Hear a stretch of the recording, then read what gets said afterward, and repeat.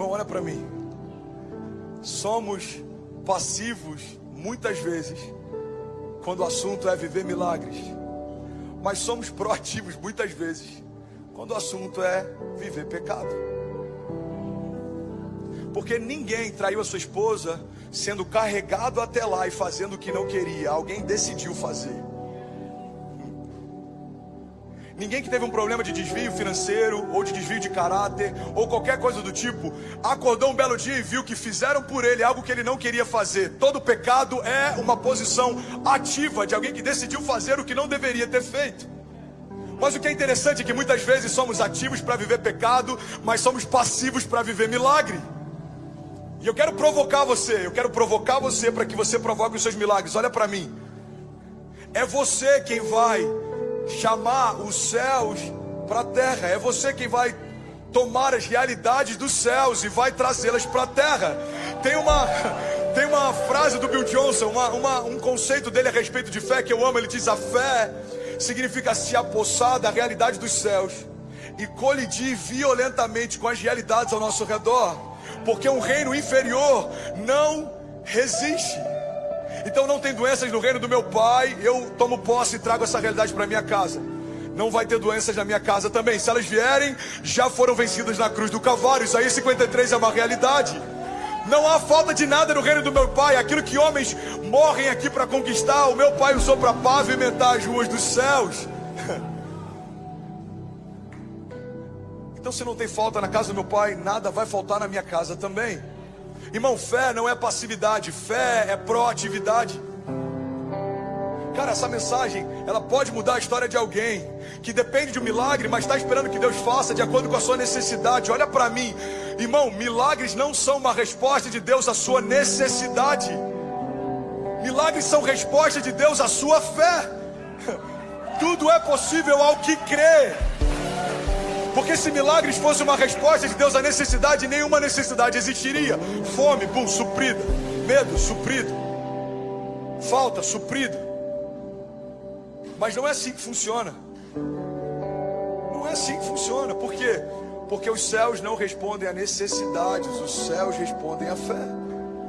Tudo é possível ao que crê. Se você crê e não duvidar, assim será feito.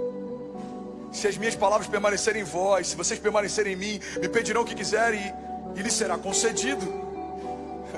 Se você crer e não duvidar, Deus está deixando claro em vários momentos. Jesus, ele libera essa chave para nós. Ele diz: olha, eu estou entregando para a igreja as chaves do reino, e o que ligarem na terra terá sido ligado nos céus.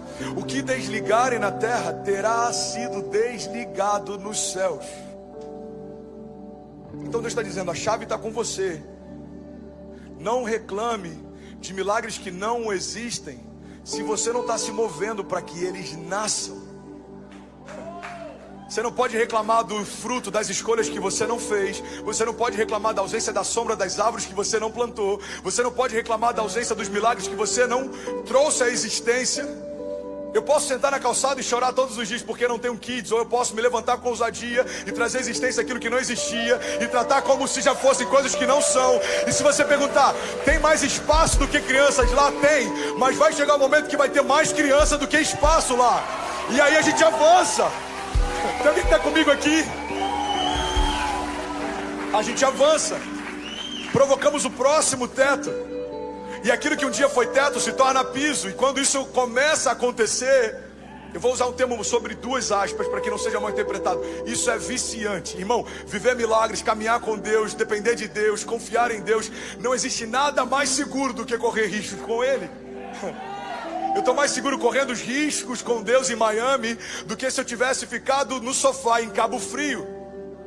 É confortável, eu conheço, esse é o meu quadrado, eu sei onde tudo está. Eu prefiro a mediocridade do conhecido do que o extraordinário do desconhecido. Irmão, o extraordinário está à espera dos seus passos de fé. Ele não vai bater na porta, ele não vai te chamar. É você quem chama ele, é você quem cria ele.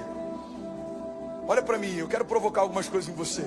Talvez a cosmovisão de alguns pode até ser abalada hoje, mas eu quero deixar claro que só depende de você. Isso vai doer e vai incomodar muita gente. Teologicamente, isso é quase que um pecado. Como assim, André? Só depende de mim. Depois da redenção, só depende de você, porque a parte dele, ele já fez. A palavra diz que ele nos abençoou. Ou seja, tem gente esperando Deus fazer aquilo que Deus já fez. Tem gente esperando Deus dar o que ele já deu. Tem gente esperando Deus liberar o que ele já liberou.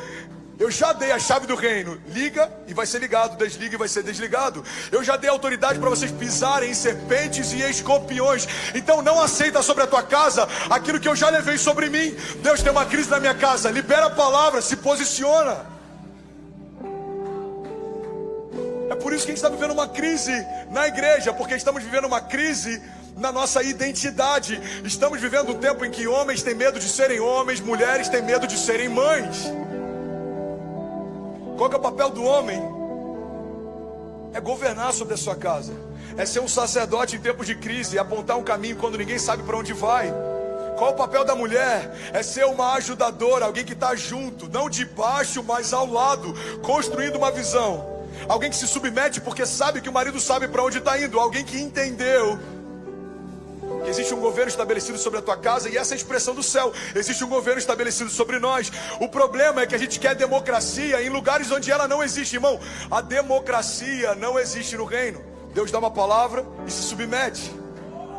Agora imagina um Deus que reina sobre todas as coisas, agora dando para você essa mesma autoridade. Você libera a palavra e a criação se submete. Eu sei que eu estou falando rápido, porque eu prometi que ia pregar em 20 minutos. Assiste depois o slow motion no YouTube. Pega isso, irmão.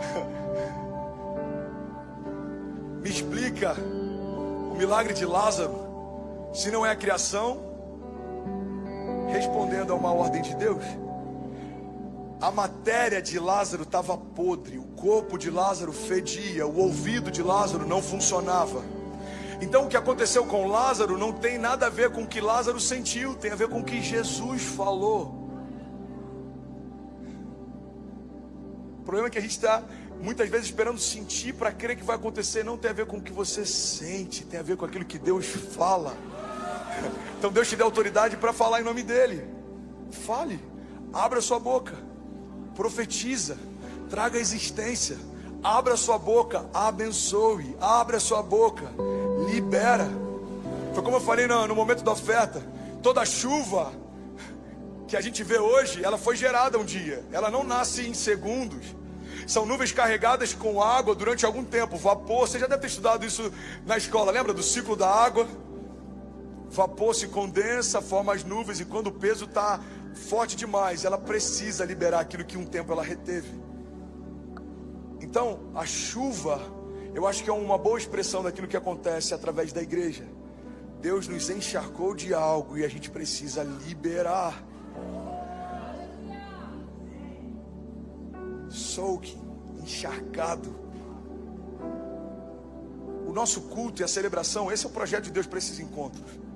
Quem está seco vem se encharcar, mas quem está cheio vem transbordar. Por isso que no momento do louvor a gente fala, fecha os teus olhos, abre a tua boca, libere a palavra, irmão. É um momento incrível para você trazer existência do que não existe, para você desenhar com as suas orações os próximos passos de fé que você vai dar. Irmão, guarda isso. A gente aprendeu a desenhar projetos em planilhas, a gente aprendeu a desenhar projetos através de números, mas a gente precisa aprender a desenhar milagres através da oração. Fechar os olhos e declarar, eu creio numa igreja viva sobre a cidade. Eu creio que os meus filhos serão como flechas sobre as nações. Eu creio que ninguém vai impedir o que Deus disse que faria. Eu creio, saúde perfeita. Eu creio, milagres vindo ao meu encontro, sinais e maravilhas, eles me seguirão. É o que a palavra diz, eu creio. O mar se abrindo para eu passar e se fechando quando os meus inimigos vierem depois de mim. Eu creio, uma fornalha ardente seria um cenário de morte para muitos. Para mim, é um lugar onde eu vou dançar com Deus no fogo. Eu creio. Leões farão jejum se eu for lançado em meio às covas. Tempestades cessarão quando eu abrir a boca e declarar, vento, aquieta-te, mar, acalma-te. A pergunta que os discípulos fazem, quem é esse que até o vento e o mar lhe obedecem? Quem é esse? Sabe quem é esse? É o que habita em você. O Zoe, a própria vida de Deus, o DNA de Deus, a essência de Deus, o poder criativo de Deus habita em você. Abra sua boca, irmão. Provoque. E aí, tudo bem? Você acabou agora de assistir um vídeo. Se você ainda não está inscrito, já se inscreve também no nosso canal, ativa esse sininho aqui embaixo de notificação e toda vez que eu fizer uma live ou estiver transmitindo uma mensagem ao vivo, você vai ser um dos primeiros a saber. Mas eu deixei mais 2 indicações aqui que eu espero que façam muito.